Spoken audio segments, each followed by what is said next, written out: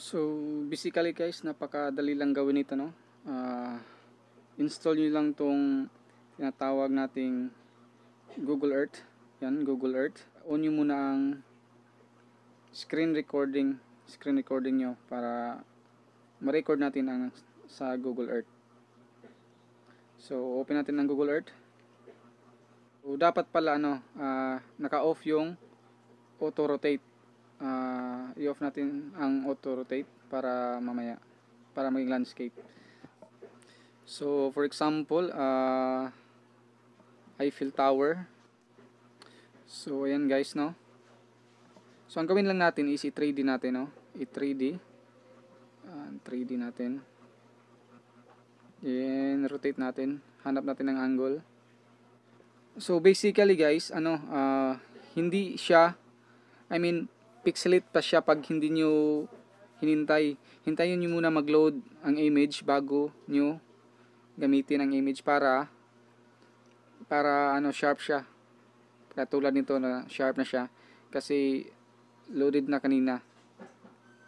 So ang gawin lang natin is, kung gusto natin ng aerial shot, so i-on lang natin ang screen recording, then i-3D natin.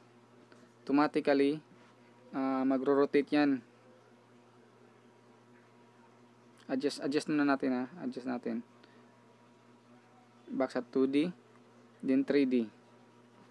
So yan. So screen recording yan. So bali yung dalawang fingers natin is slide lang natin papuntang gitna para maginto ang effect. Dahan-dahan lang.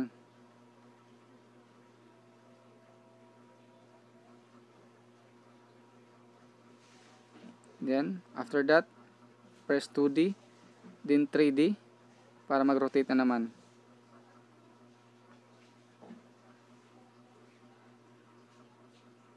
Ina naman. Dahan-dahan.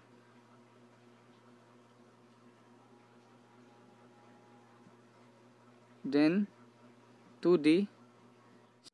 Then save natin, then close natin. Punta tayo sa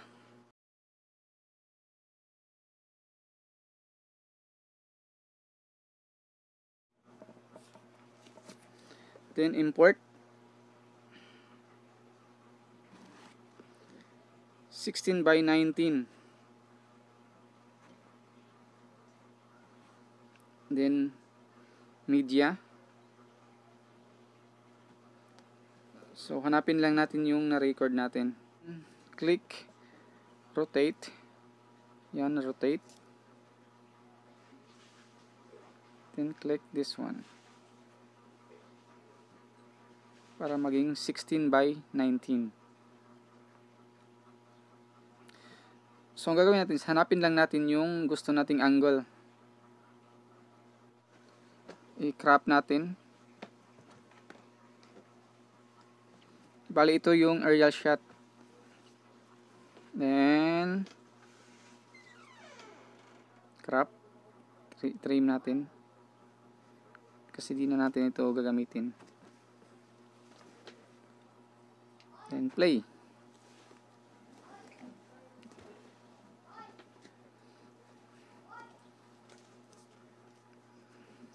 Then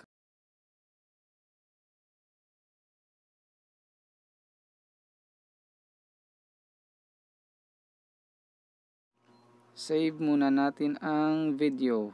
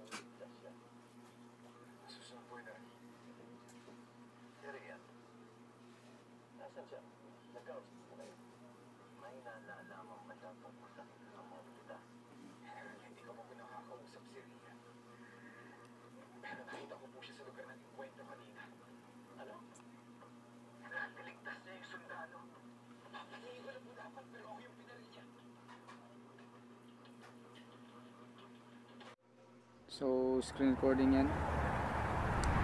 At yung